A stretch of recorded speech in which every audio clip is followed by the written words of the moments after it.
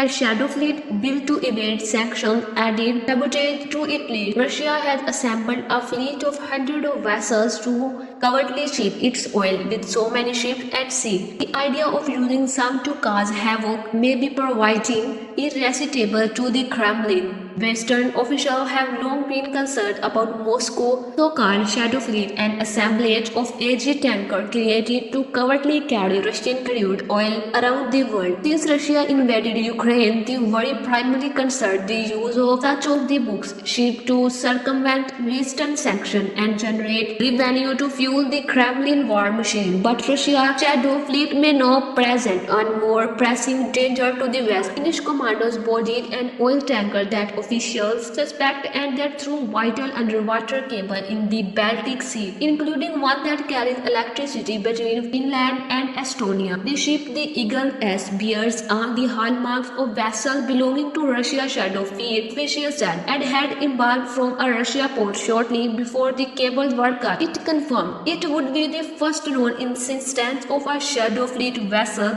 being used to intentionally sabotage critical infrastructure in Europe, and officials and experts said a clear explanation by Russia in its conflict with the West. We know about Russia's shadow fleet operating in an area, and we know Russia is systematically conducting hybrid warfare against its neighboring NATO EU countries. Lori Landmax, Estonia Interior Minister, said in an email to the New York Times, "It's time to drop the illusion and force it." On Friday, a number of countries in the region announced the deployment of additional naval and coast guard resources to bolster security. NATO's General Secretary Mark Rutte, responding to requests from the leaders of Finland and Estonia, both member nations said the Atlantic Alliance would enhance its military presence in the Baltic Sea. NATO stands in solidarity with allies and condemns any attack on critical infrastructure, Mr. Rutte said in an earlier post on X, the social media platform for the Kremlin. The creation of a shadow fleet offered a solution to the problem of financing its war in Ukraine. After President Vladimir V. Putin ordered Russian troops to invade in February 2022, Western countries began to impose sanctions meaning to strangle the Russian economy and cut off its access to the funds needed to keep the country army on the move. Oil is cornerstone of Russia's economy, and a key target of the sanctions was Russia's energy sector. But instead of a full embargo,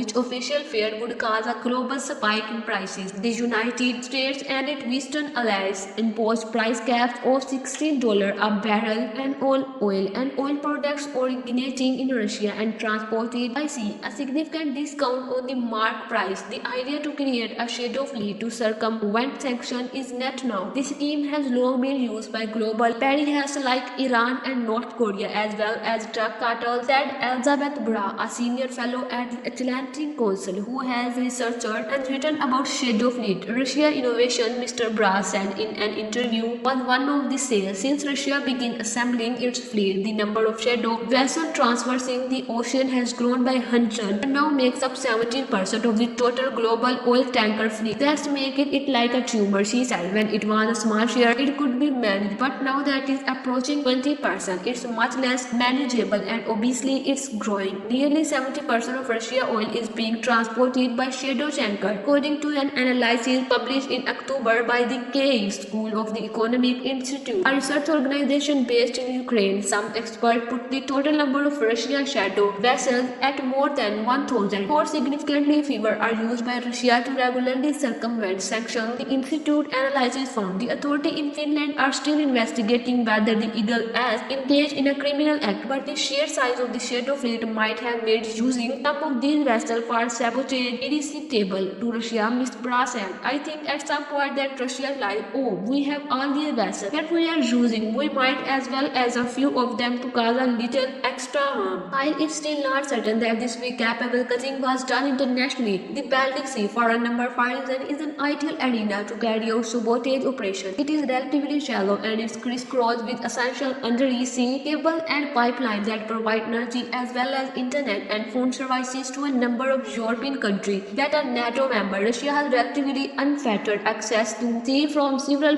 ports and its commercial vessels. For a protected by international maritime law, can move around international water largely unobstructed. Even before the cable were cut, it was clear that the Baltic Sea was becoming a key arena in an intensifying competition between the West and Russia. Since the Ukraine war began, NATO, which the Kremlin considered its primary enemy, has growing by two members, Sweden and Finland, both significant Baltic powers. NATO jets the region are often scrammed to respond to Russian military aircraft, and each fall, country in the Western Alliance hold major naval exercises. There are called freezing pending, directed mainly against the Russian threat. Months after the war in Ukraine began, explosion blew apart several sections of the Northern Stream pipeline beneath the Baltic, cutting off Western Europe from Russian natural gas delivery. U.S. intelligence services have assessed that a pro-Ukrainian group carried out the attack, but public detail remains sparse. Brazil round the world with the time, turning allies into enemies. The United States killed its own allies in Afghanistan, supported itself in the part country where it never needed to be. Gold drive both sides in Sudan war, famine, and authentic cleansing stark Sudan. Yet the gold trade is booming. Leaning in Argentina, inflation. President Javier Milei has been prized inside and outside Argentina, attaining the world highest inflation rate. Michael Scofield is an investigative reporter with the international desk with the Time. The ship is also flagged to the Cook Island, which is well known for its left oversight and